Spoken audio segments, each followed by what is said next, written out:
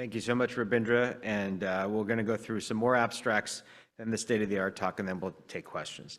So it's my pleasure to also introduce our next speaker, Dr. Adarsh Thaker. Dr. Thaker is Assistant Professor of Medicine, part of the Interventional Endoscopy Services in our division at UCLA. He's also an advanced endoscopist with particular interest in bariatric and metabolic endoscopy, as well as other minimally invasive procedures, filling the gap between medical management and traditional surgery. He's also co-leading the bariatric endoscopy program at UCLA, which is now one of the busiest programs in the West Coast. So please welcome Dr. Thaker.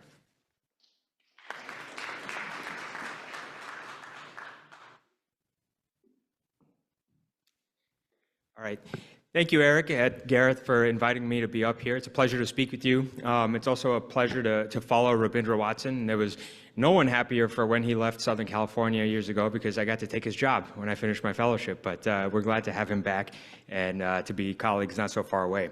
So today I'm going to review 8 abstracts, 4 regarding EUS and 4 regarding ERCP. And I kind of decided to take a more of a brute force approach for the abstract for anyone that wants cheat sheets, but we'll follow this with some more fun videos and images afterwards. So with endoscopic ultrasound, where the field is heading is kind of pushing the limit on what we can do. And if we kind of divide endoscopic ultrasound into basic biopsies, maybe some injection of substances, et cetera, and then we get into slightly more advanced techniques such as neurolysis, pseudocyst drainage, and others, we're starting to now see almost what we may better be calling endoluminal surgery, where we're able to connect different parts of the gut and basically start doing ablation and other things. So endoscopic ultrasound itself has kind of differentiated itself in terms of these tiers that we've kind of proposed. But the questions are, which one of these therapies are actually ready for prime time? And then just because we can do it, should we? And the safety and efficacy. And so with the first abstract, this was a randomized clinical trial comparing ERCP and ERCP plus and EUS-guided gallbladder drainage during the same session in non-surgical patients. So the background is that about 30% of patients, this is what we quote to our patients at UCLA, if you don't get your gallbladder taken out during the same hospitalization, about a 30% chance of having another gallstone event, which is why we push so hard for a same session or same admission cholecystectomy. So in this patient, they did a multi-center randomized control trial in this study where they took patients greater than 75 years old with advanced comorbidities with the Charlson Comorbidity Index, and they randomized them to just get an ERCP for stone clearance or an ERCP with an EUS-guided gallbladder drainage with a lumen-opposing metal stent in the same session, the same procedure. And they looked at gallstone-related readmissions, all-cause readmissions, and adverse events, survival, et cetera.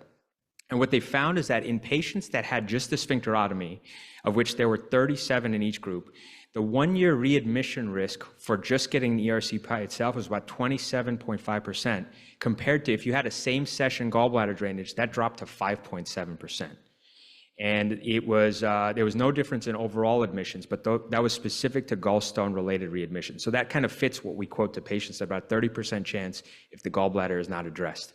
The adverse event rates were comparable, overall survival was comparable. There were an increased number in readmissions of those that did get a gallbladder drain placed internally, but none were considered severe adverse events. And so they concluded that in non-surgical patients with symptomatic bile duct stones, performing an EUS-guided gallbladder drainage in the same session as ERCP may keep them out of the hospital, and it seems to be safe and effective.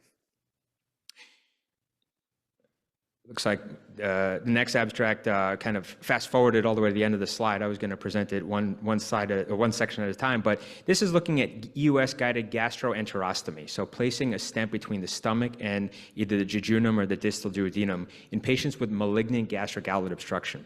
And essentially, this technique, using a stent between the stomach and the small bowel, is gathering favor over our traditional enteral stenting or duodenal stenting because of potentially higher rates of success and higher durability. And so this study was a single-center retrospective study with patients that had malignant gastric outlet obstruction. 20 patients in the enteral stent group were compared to 14 patients in the EUS gastroenterostomy group and followed for about 3 to 4 months. And what they were trying to look at is nutrition status as measured by the skeletal muscle index. And what they found is that patients who actually had an EUS-guided gastroenterostomy saw an increase in their muscle index. So they had better nutrition status, increased muscle mass already by 3 or 4 months, while the patients that had an enteral stent had a decrease in their muscle mass.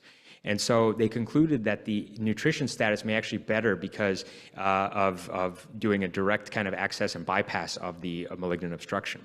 And the hypothesis is that if someone has better nutrition status, better muscle mass, they may be better suited to undergo chemotherapy, which is typically what these patients are going to get.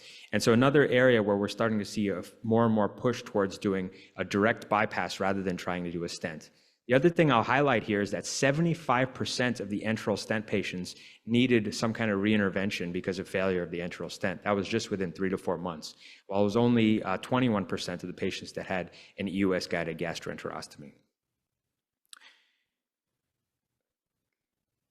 So sorry, the animations aren't working. This is my old slide deck, but the next study looks at EUS-guided ethanol injection for patients that have pancreatic neuroendocrine neoplasms. And so this was a study out of Japan where they did a multi-center prospective study looking at small pancreatic neuroendocrine tumors, essentially, that were grade 1, less than 15 millimeters in size. And what they're trying to figure out is the safety and efficacy of doing an ablation of these tumors compared to surgery.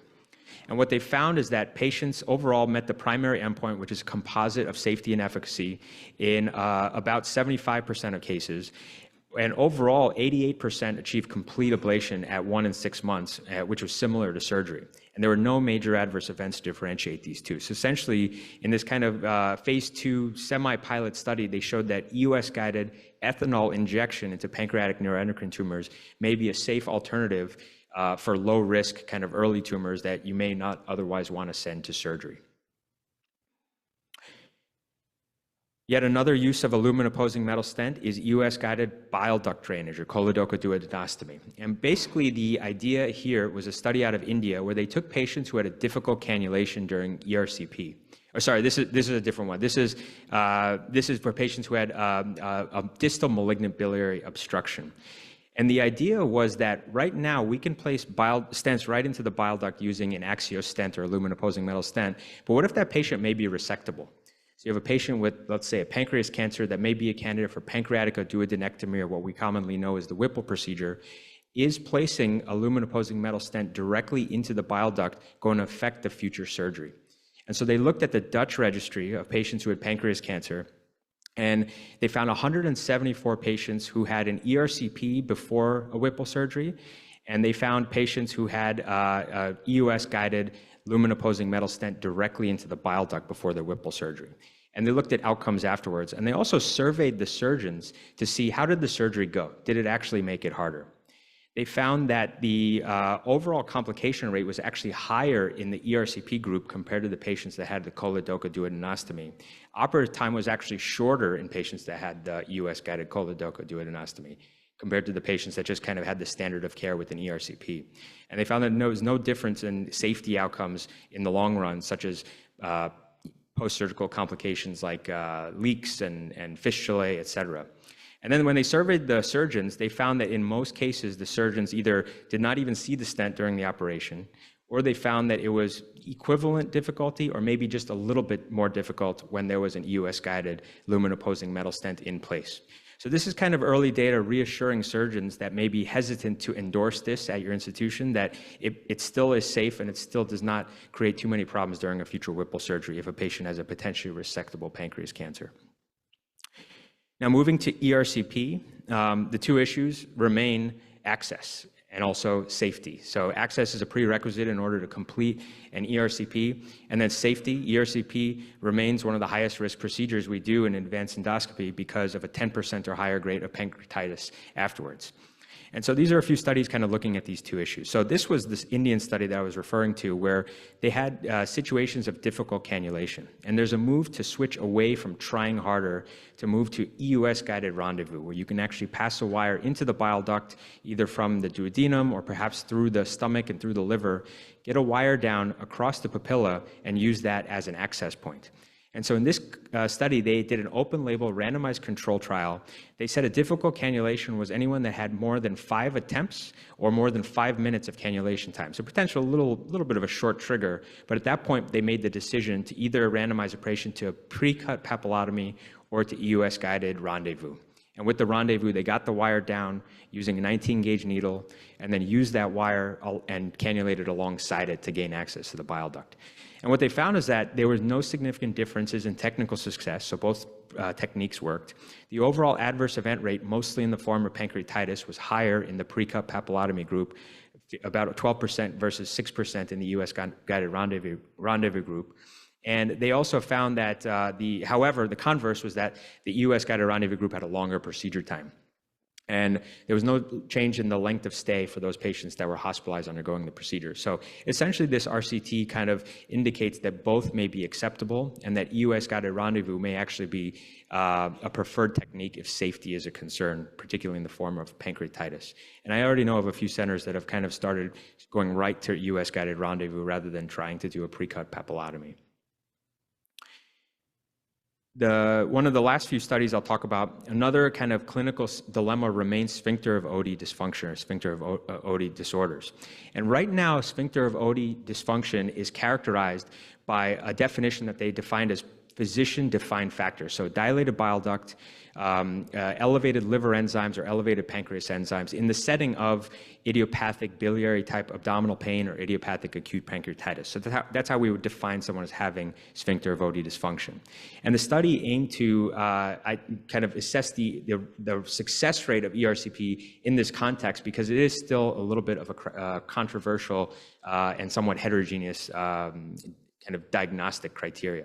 So this was 14 US centers, and what they did is they characterized patients' symptoms before and then later after the ERCP for suspected sphincter of Oddi dysfunction. And the patients filled out forms looking at their pain, their disability, other confounders, comorbidities that we'll look at in a second. And then they tried to see how much the patients improved afterwards. And they also followed them for the usual complications like post-ERCP pancreatitis, but also delayed pancreatitis, meaning another episode of idiopathic pancreatitis. Essentially trying to see, does this actually work when we do an ERCP sphincterotomy? They had 213 patients that were followed, and most of them did have one of these predefined characteristics that they called the physician-defined characteristics. They found that despite that many patients having met definition of sphincter of Oddi dysfunction the way that it's been agreed upon now, only about 57% of them actually got better after you did the sphincterotomy. The complication rate immediately, about 10 to 11% of post-ERCP pancreatitis, so that was the expense of doing it. And they found that there were patient-described factors, including recent opioid use, irritable bowel syndrome, somatization, depression, anxiety, low physical or mental health, that were actually inversely associated with success rates. And even though patients had a sphincterotomy, about 31% of them still had some kind of delayed pancreatitis episode later on, unrelated to the actual ERCP procedure itself. So what the authors concluded, essentially, is that our physician-defined characteristics are not great at identifying targets for sphincterotomy. And that, in fact, patient-defined characteristics may actually be a way to screen out patients that are unlikely to benefit. And also that the effect of sphincterotomy for patients who have idiopathic acute pancreatitis may be overstated, and that may not be a good indication for this. So kind of helping us even further delineate who may or may not be responders in sphincter of Oddi dysfunction. I'm going to quickly go through this, highlighting an abstract from a former UCLA fellowship program graduate. I think there's been a lot of AI, Rabindra and I were talking about, where most of the AI abstracts at DW this year were basically summarizing that it works. And this is another example of that, looking at AI and cholangioscopy in malignancy of the bile duct. And essentially, they found that AI was more sensitive and accurate than even doing biopsies or brushing, certainly. And so AI in cholangioscopy is on its way. The last abstract deals with safety of ERCP, looking at type 2 post-ERCP perforation. So these are periampullary or retroperitoneal perforations such as you get from a sphincterotomy or a balloon sphincteroplasty. And they did a systematic review and meta-analysis to evaluate the various ways that we can manage these. 91,485 patients in the analysis that had ERCP. They found 396, which is roughly about 0.4 to 0.5%, had a type 2 post-sphincterotomy perforation. And they found that about 2/3 of them were treated conservatively, just so conservative management, which at UCLA is usually an NG tube and bowel rest, conservative management with a percutaneous drain placement, or endoscopic management, which typically consists of a stent.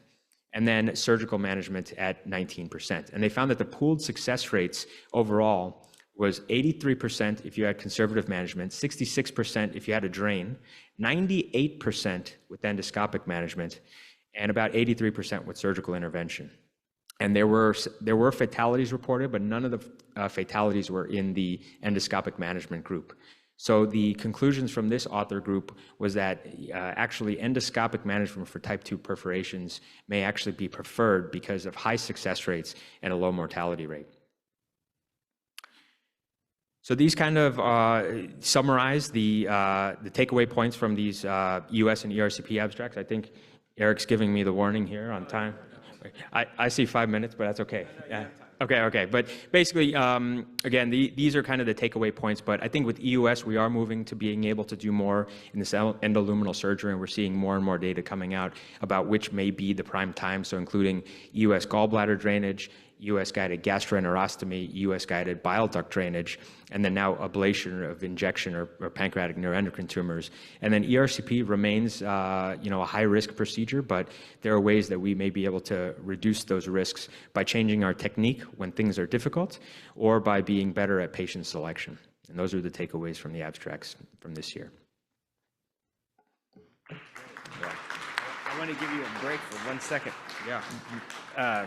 Fantastic. So now we're going to move on to the state-of-the-art talk, but I came up here just so you can catch your breath for 30 seconds. And maybe they can make sure my new slides are up. Okay, let's make sure the new slides are up. Yeah, version 2, so the animation, if there's animation that works. Adarsh, they also gave you a PhD between the Q&A discussion and your state-of-the-art talk. So you've been earning extra degrees. So thank you, that was fantastic. So now we're going to move into the state-of-the-art talk.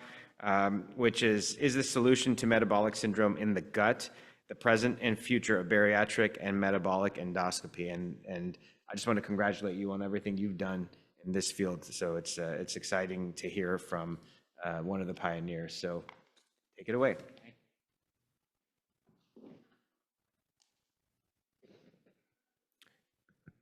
All right, I guess we're going to find out which version of the slides are up. We'll get through it.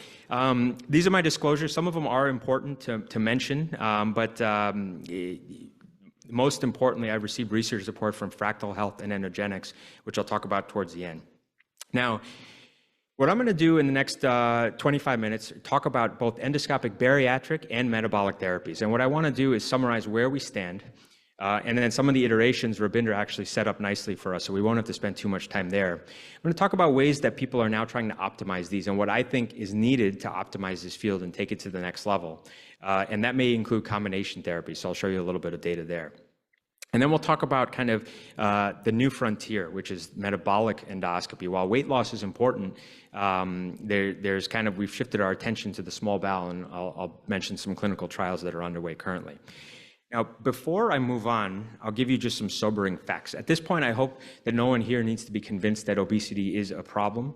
Everyone has a different reason for it being a problem. For some patients, it really is about the cosmetic aspect. But as physicians and providers, we know that the comorbidity aspect of it is tremendous. And so there's a quote that obesity is a slow motion disaster. And at this point, by the end of the decade, more than half of the US adult population will have obesity. Adolescents and children are not so far behind. We're already at about a third right now. In some Asia-Pacific countries, a third of household income is being used to be spent on diabetes care related to obesity. And in some countries, it's also proposed that 1/5 of the entire healthcare budget, thinking about all the different things we do for healthcare, 1/5 will be dedicated just to diabetes management. So if obesity itself is not enough to convince you that we need to do something, the comorbidity of diabetes alone is just not sustainable. And so there needs to be more attention to this. I'm glad to see that we were able to have this platform to share it with you.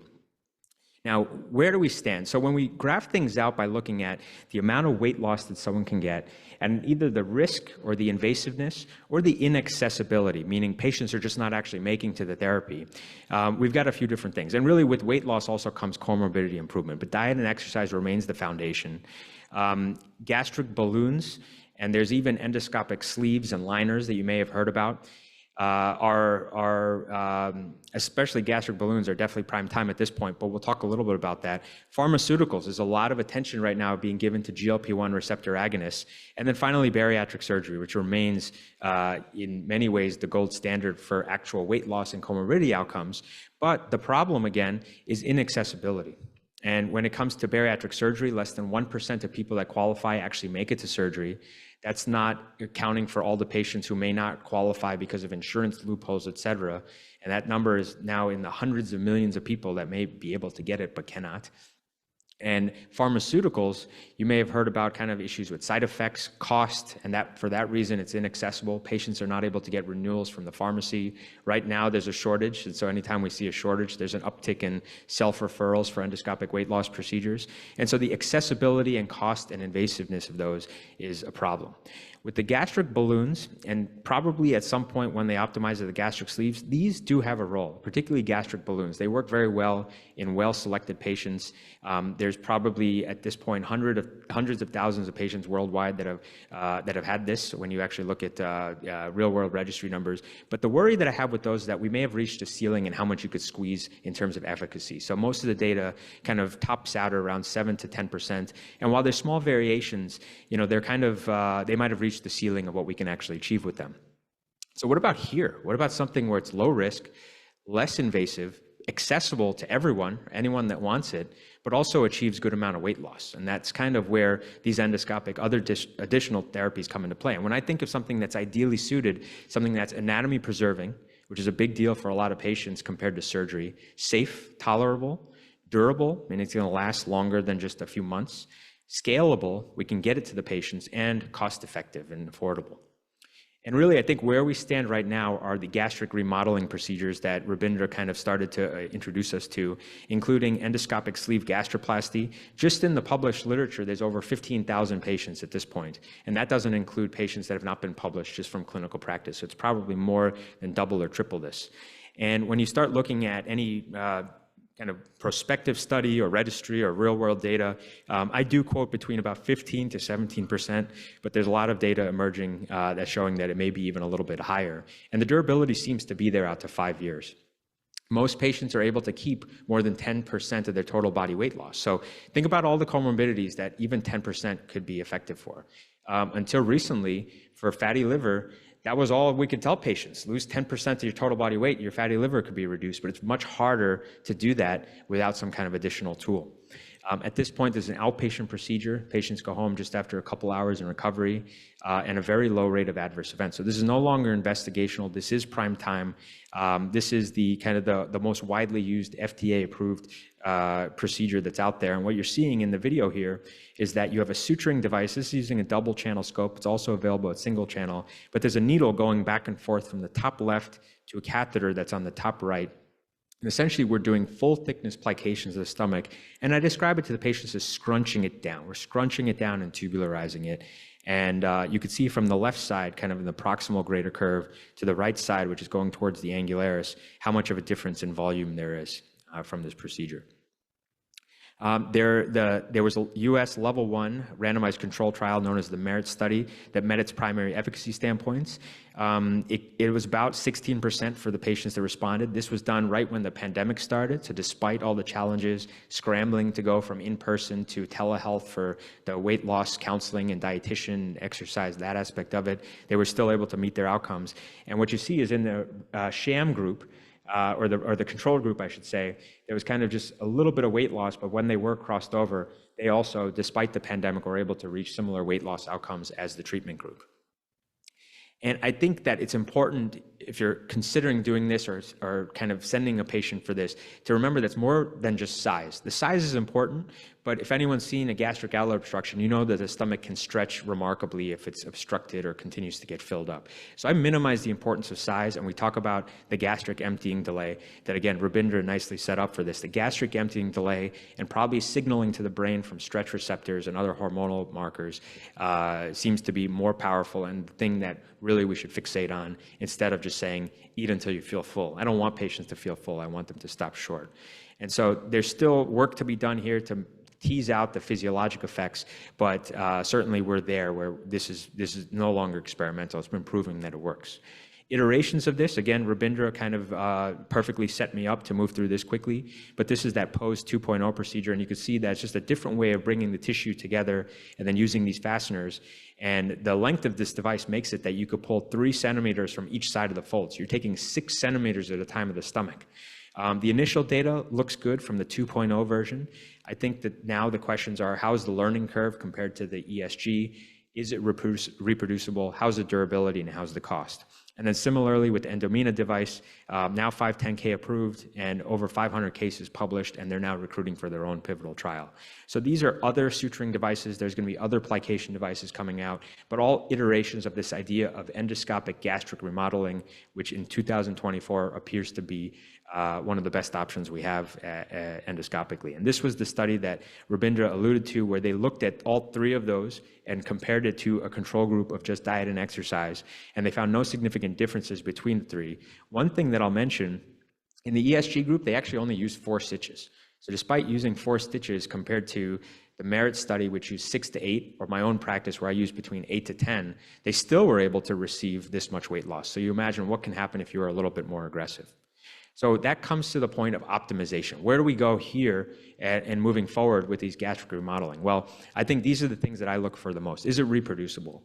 I have the privilege of proctoring and teaching folks how to do this, and trying to make it where everyone's doing it in some similar way.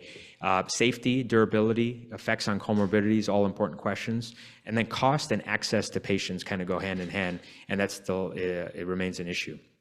Rabindra alluded to the paper on the right. It's gaining prime time momentum, if you will, where now we have guidelines from the joint societies. The bariatric surgeons are starting to accept this. So while the procedures themselves are starting to mature, we're finally catching up where the societies realize that this is important. And then to try to make it that it is reproducible, I was part of a group where we kind of said, what are the key steps that need to be done so that way everyone's doing it in a similar way, with not too much variation, to make sure that weight loss numbers remains a floor that we could move up and not kind of let that trickle down. Durability, I think it's been proven that if you do it right, the durability is there. But that 15 to 17% is, again, it's the floor, not the ceiling. Now we could take it to the next level. And there's a lot of different things that are being done. Rabindra, again, thank you for setting me up because you alluded to a few of them. So you could change the suturing pattern. You could expose or devitalize the submucosa to get more improvement in the bridging fibrosis. Maybe ESD to even further delay the gastric emptying and doing a myotomy of the antrum. Use pledgets or baskets like they do in the Pose procedure, or even repeating these techniques or combining them. The youngest patient I've done an ESG on was 18 years old. She's got a long way to go. And likely, I told her, we're going to need to do something else in your lifetime. But the good news is that with these anatomy-preserving procedures, it doesn't mean that she can't either repeat it, or maybe even we could switch and use another procedure at some point. And so it is this idea that obesity is a chronic disease. You're not going to, like if you put someone on a hypertension medication, amlodipine or lisinopril, and the blood pressure is 120 over 80, you didn't cure the hypertension, you're managing it. And it's the same. If someone has achieved weight loss, they still will have obesity their whole life, but we've managed it. And we have to be ready to play the next card when it's time. And I reinforce that message strongly with the patients. We are gathering more and more data, particularly from all those published registry patients on comorbidities, but in diabetes, fatty liver, insulin resistance, obstructive sleep apnea, you name it, the obesity-related comorbidities, the endoscopic procedures seem to be improving them without significant expense in terms of reflux and other kind of adverse events. Now, with accessibility and cost, these remain a problem.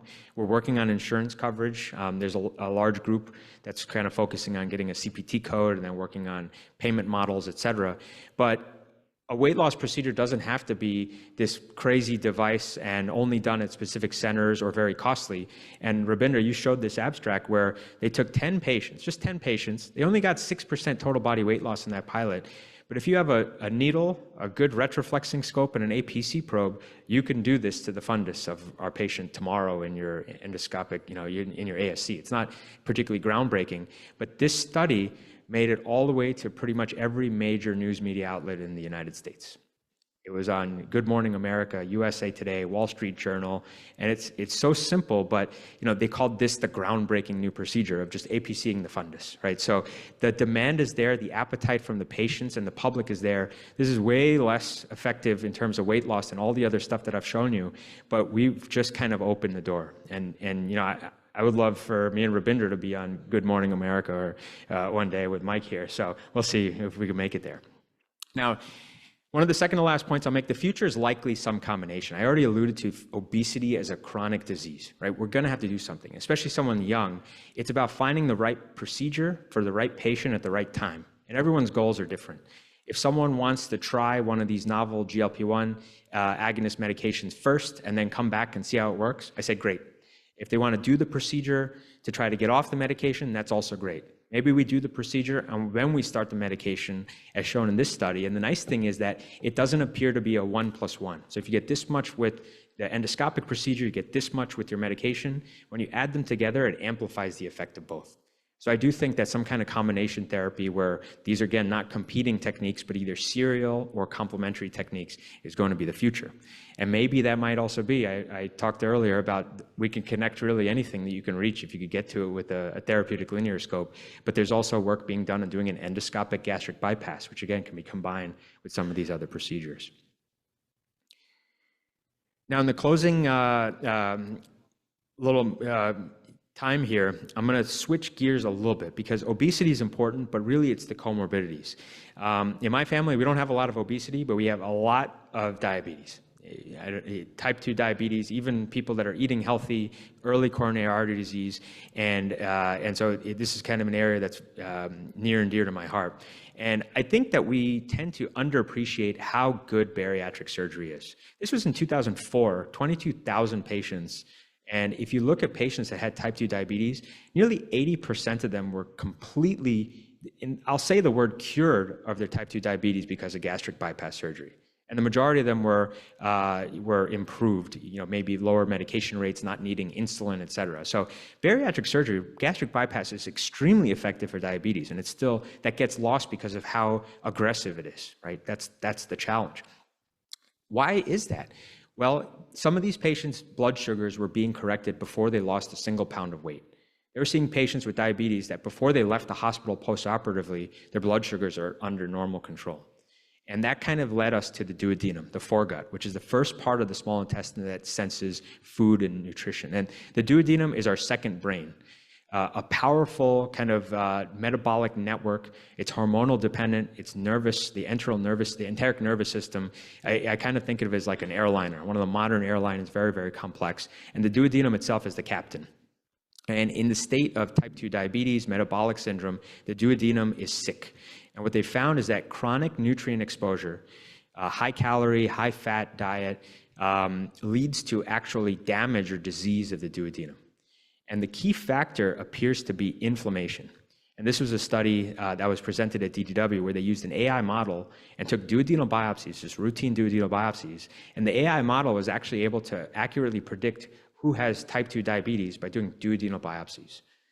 And so you can detect diabetes in the gut. And this was powerful. It kind of shows why what I'm about to show you actually works. And what the chronic theme was inflammation, particularly around the enteric nervous system. And that seems to be what's responsible for the maladaptive metabolic response in patients that have type 2 diabetes. Things like low insulin release, insulin resistance, et cetera. And so this is kind of why this was such a target. And again, it was bariatric surgery decades ago that kind of showed us that the diabetes, or the duodenum is the brain, and that's where the disorder is. So if we found inflammation, we found diseased tissue, the duodenum mucosa is sick, what do we do in other parts of the GI tract, like Barrett's esophagus, et cetera? We get rid of it, and we hope that healthy grows back, right? That's kind of a theme of how we operate. So there's kind of two front-runner devices that are in clinical trials and others that are on their way. The first is called duodenal mucosal resurfacing. And what this procedure is a catheter that starts, and for safety reasons, we try not to, of course, ablate the ampulla or the papilla, but the catheter itself has side ports in it that create a submucosal injection in the duodenum for safety reasons. And so the idea is that anyone that has done any type of resection or work in the duodenum knows that it's a high-risk area, very thin-walled, high rates of perforation. And so the submucosal injection will first kind of give us a little bit of a barrier. The needles come out. It's similar to kind of a Bravo probe where suction is used to suck the tissue into a side port. Some needles then slide forward, and a 360 lift is done. Through this balloon that's inflated to get the needles to touch the mucosa, hot water is then pumped for about 10 to 20 seconds. It's about 200 degrees Fahrenheit. So I kind of describe it to patients as kind of burning your tongue on a cup of coffee that just came out of the brewer, at a coffee shop. And we work our way from the ampulla all the way down to the ligament of Treitz. And I don't have, if there's a way to fast forward just a little bit, if someone has a mouse control, we can go, maybe right around there should be good. 2 minutes or so. It looked like it stopped playing. Let's see if they could do it. Nope, okay. Okay, well, thanks anyway. I have some video. If anyone's interested, I could show it afterwards. But I've done several cases now, part of a randomized clinical trial where you can actually see what it looks like. But essentially, it's what you would imagine. It looks like an ablated mucosa. And again, anyone that wants to see it, we'll show it a little bit later. The initial work in Europe, over 300 patients have undergone this procedure, and it's already showing a 1 to 1.5% A1C improvement just after one treatment, which takes about an hour to do. And that is as good as many of the medications that we all grew up with, between residency training, et cetera. Metformin, the sulfonylureas and others. Just one treatment seems to be as good as medications, and the durability now seems to be out to 2 years, and it may be repeatable. So if the duodenum becomes unhealthy again, treat it again. They've now shown that there's improvement in insulin sensitivity, beta cell function. We are trying to get patients off of insulin. We're seeing liver improvements, no serious adverse events, and essentially this is potentially a game-changing way. We're treating type 2 diabetes with endoscopy, right? It's a non-GI disease that we're treating with endoscopy. We are currently enrolling at UCLA for the Revitalize 1 procedure, the Revitalize 1 randomized control trial for this procedure, where we're taking patients that are uncontrolled on insulin, so the sickest of the sick. And the goal is to try to get them off of insulin. And so far, kind of early data, a pivotal United States multi-center trial looks encouraging. And so look out for those results, kind of preliminary analysis later this year. Another study, moving away from type 2 diabetes, is what else can we do with this? Well, I showed you in that kind of complex metabolic network that GLP-1s, which are these incretin molecules, where these medications out there, Ozempic, Wegovy, Mounjaro, the brand names, tirzepatide, semaglutide, et cetera, are working through that mechanism. The big problem that you may have heard also on Good Morning America is you stop them, the weight comes back on, right? So there's now going to be a clinical trial that we're also going to be participating in, where we will place patients on tirzepatide for 6 months if they have obesity, BMI greater than 30. The patients that are able to lose 15% on the GLP-1 medication, we're going to stop the medication and do this procedure, randomize them to the procedure or sham. And we're going to see if this procedure can keep them off of the GLP-1 medication. The idea being that the biggest problem with the GLP-1s is that if you stop them, the weight comes back on. Can we treat the small bowel to keep them keep the weight off after we treat them? So this is going to be called the Remain-1 study, and something tells me the free tirzepatide for 6 months is going to make enrollment quite easy for this one. Another kind of alternative technique, if we could please play the animation, is called the reset procedure. So this is a non-thermal study, a non-thermal device. The idea, again, this diagram is showing that the nutrient kind of constant nutrient signaling to the duodenum, particularly bad nutrients, causes gut inflammation and causes damage to the enteric nervous system. And that is responsible for the rest of the, the complex airplane that is the body. And so if the area is sick, how do we get rid of it? Well, the biggest problem, the challenge in the duodenum is safety. It's a nerve-wracking place to do something like burning the mucosa. So this is an interesting technology called electroporation, where basically they're going to take this paddle. It almost looks like an old film canister where you can unravel it. And it will be directed down into the small bowel and use a technology called pulse field electroporation. And what this does is it opens up the pores on the cells themselves of the mucosa. And what that will do is allow potassium to flood into the cell. That will then induce apoptosis of the cell. And you can actually use the time and the energy delivery to control exactly which cells and where are undergoing apoptosis. So now instead of burning, or you can imagine you can even freeze and find other ways to do this, this is a non-thermal energy delivery that causes the targeted cells to slough away. The extracellular matrix stays intact. So theoretically, there should not be a safety issue here. And that's what we're going to show in this study. And we are now hopefully days away from site activation to be enrolling for this randomized control trial as well, where this will be looking at any patient that's uncontrolled in their diabetes. So they don't have to be on insulin. So if you have any patients that have an A1C 7.5 or greater, we're going to randomize this to this versus sham to see if we can improve their A1C and maybe even get them off of some of their medications. So far, the pilot studies, again, have shown 1 to 1.6% hemoglobin A1C just within 6 months. And so this is going to be called the RESET study, and it's the third study looking at the small bowel to, again, treat what we haven't traditionally thought of as GI diseases. So in conclusion, I think that at this point, the endoscopist's role in managing obesity and metabolic syndrome has been firmly established. We've found the floor, and now it's just about optimizing it to make it that it's kind of making even more weight loss. And really, I think the big challenge is getting out there to more patients, accessibility, getting more providers trained, making sure everyone's doing it in a reasonably similar way and safe. And so the technique optimization, the training, finding ways to squeeze even more weight loss out of it, the ceiling has not been reached, and then the accessibility remain where we stand. And then the small bowel, I think that this is just the beginning. You can imagine what else we could do now that we've kind of started to elucidate some of the mechanisms, may even be beyond metabolic syndrome. Some of the other disease states that we've been hearing about today and at this conference tomorrow may be the answer through the small bowel. So I'm excited to see what else we could do with these technologies. So with that, thank you for your time. Thank you for listening. Thank you so much, Adarsh. And Rabindra, I'll invite you back up to the stage and we'll take some questions. I know there's got to be some questions because all this stuff's pretty new and innovative. Go ahead, Chuck. 2 questions. Number one, with Roux-en-Y's, where you showed the revision of the Roux-en-Y loop, I've had patients that have had bariatric ulcers develop right there. And my bariatric surgeons tell me that until you actually reoperate, that ulcer will not disappear because it's an ischemic ulcer. And I don't know how this procedure is that much different than what the bariatric people have to revise. The second question is separately, and that is, we're hitting the small bowel, but how do you shut off ghrelin?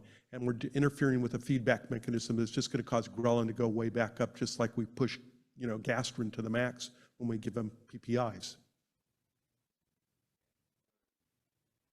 So with the transoral outlet reduction procedure, yeah, I agree with you that one of my biggest fears is causing an anastomotic ulcer. So although Rabindra showed that you could squeeze more weight loss out of doing a more aggressive outlet therapy before you start suturing, I have no shortage of stenosis and ulcers just doing APC alone. So I'm happy where I am with my outcomes. But my answer to that is I aggressively use PPIs afterwards.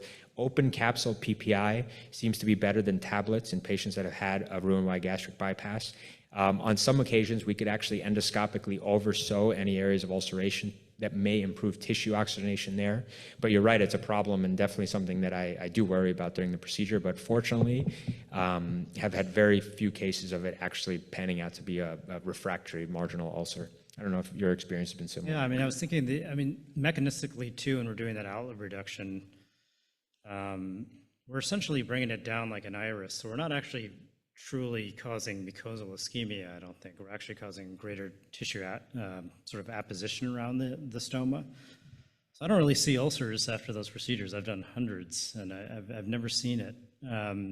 But the interesting question is, yeah, the post-surgical ulcer that we see, what do we do with it? Because we've tried all sorts of different things. We try to oversew it, opening up the PPI capsule, Carafate and all that, and sometimes if it's not going to happen, it's not going to happen.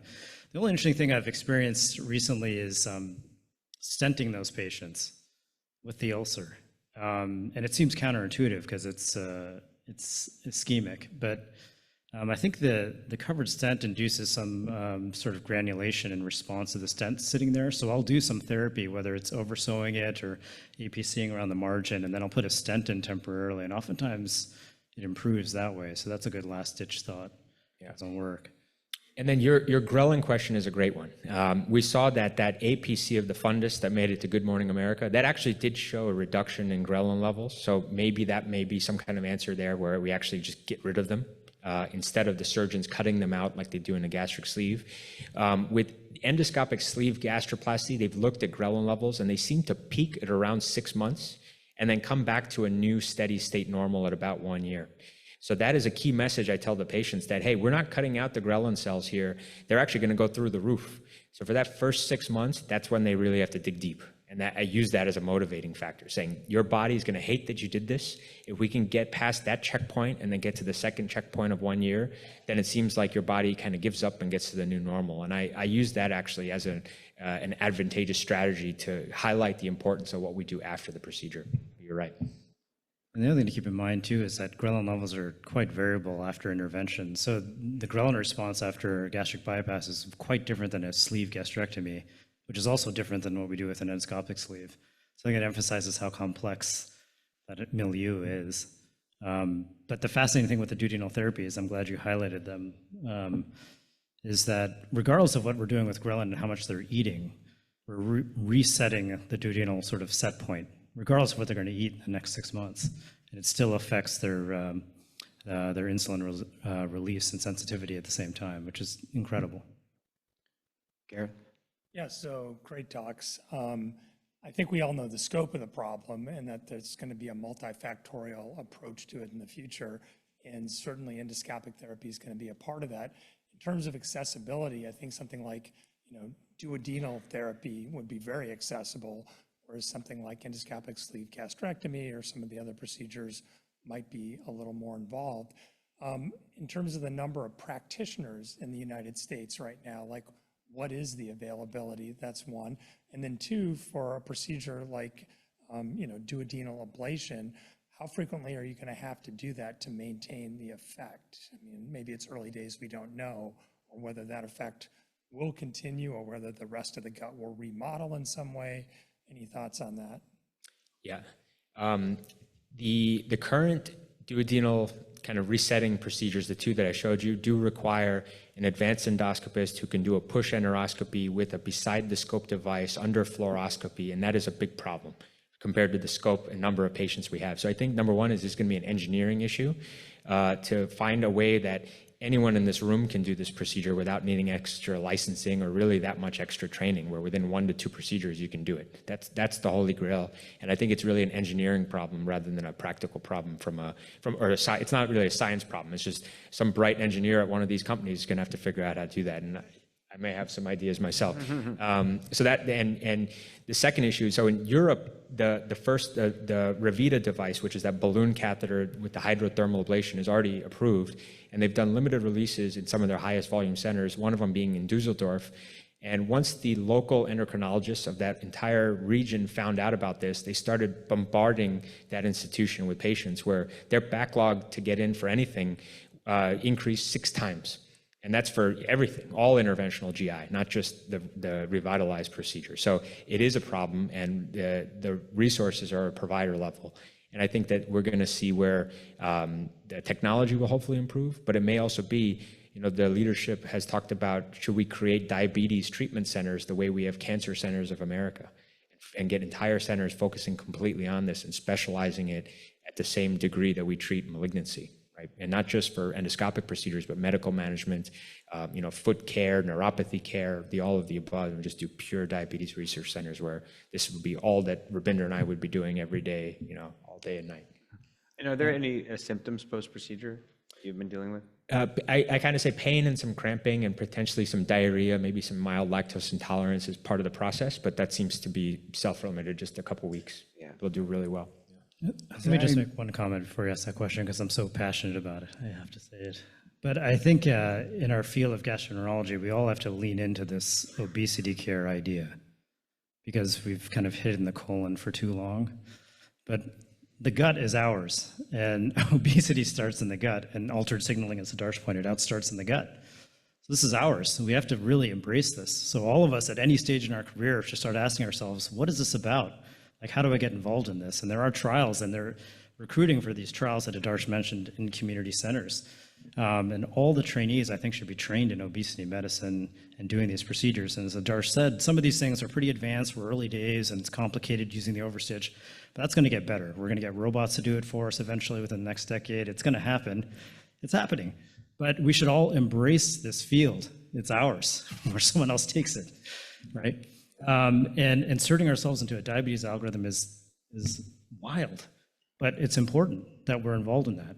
So all of us, I mean, there are examples, and I think, Gareth, you asked about, like, who's actually doing it? Is it just like these major centers? But, there's some folks in the community here in LA that are doing, bariatric endoscopy. Several centers and providers around the country have proven that they can do a purely bariatric and endoscopic practice and not only survive, but thrive. Just doing bariatric endoscopy, working a couple of days a week. So it's actually financially feasible too. So all of us should embrace this. Adarsh are here just to really push the field forward and do studies, but you guys should be doing the larger volume of procedures. Yeah. Amazing. Adrian?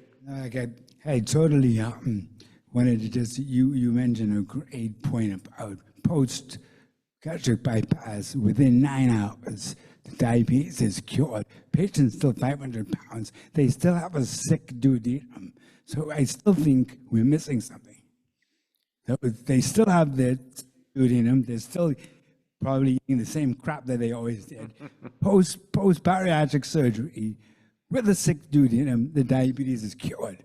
Yeah. Still missing something. Yeah, the key seems to be nutrient signaling, that first step. So if you take rats or mice with obesity and you do a gastric bypass, you put a feeding tube into the bypass stomach and you start refeeding them, it's like an on-off switch for diabetes. So if you put a feeding tube in someone who has a gastric bypass, but you haven't addressed the sick duodenum, as soon as you restart tube feeds, you've turned the diabetes back on. So the nutrient signaling, the food touching the duodenum is the first step. It's like the captain's input. That's where the issue seems to be.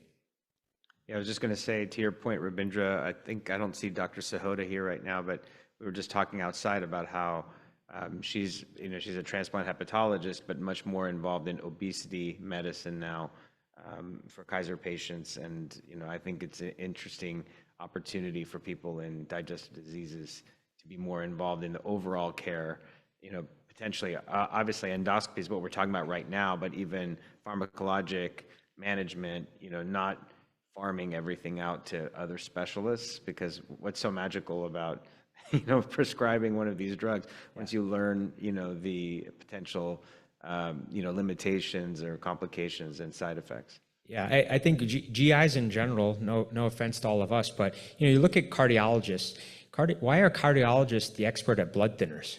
Right? They didn't farm that out to hematologists. They took ownership of aspirin and Plavix and Eliquis and all of these other medications because they know it's still part of their armamentarium of what they're actually doing.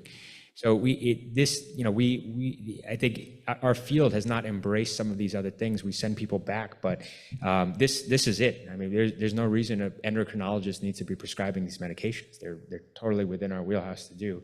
And then kind of on that same point, I agree completely to reinforce what Rupinder said. These, especially the gastric remodeling procedures, are no longer academic procedures. In fact, I've gotten a proctor at some private practices in the community, and it's amazing what can be accomplished within kind of the lean, in an ASC, in a lean private practice that has the freedom and the funding and the mobility to be able to hire and get a package together for a patient. There's one practice that with your kind of ESG comes a gym membership at this beautiful gym that's right down the street, with Pelotons and brand new equipment, and you get your own personal trainer one-on-one for every single one of your gym sessions if you want it for a whole year. And it's cheaper than getting it at UCLA, right? So and the outcomes, they're getting 20% total body weight loss just because, frankly, it's just a better experience for the patient. So while maybe trying some of the newer stuff and trying to find that new ceiling, maybe something that we do at a place like Cedars or UCLA, these weight loss procedures and the complementary therapies, including the diet, the exercise, the nutrition, the endocrinology side for those that don't want to prescribe themselves. Maybe an obesity medicine specialist keeps track of all the new medication, prescribes it. I think the best model will be a lean model, kind of like the Cancer Centers of America or maybe truly a Diabetes Center of America type situation. And I think that there is enough patience to that to be feasible. And across the country, it's been shown that there is a business model to purely be a bariatric and metabolic endoscopist, and it's only going to grow. Amazing. Thank you very much.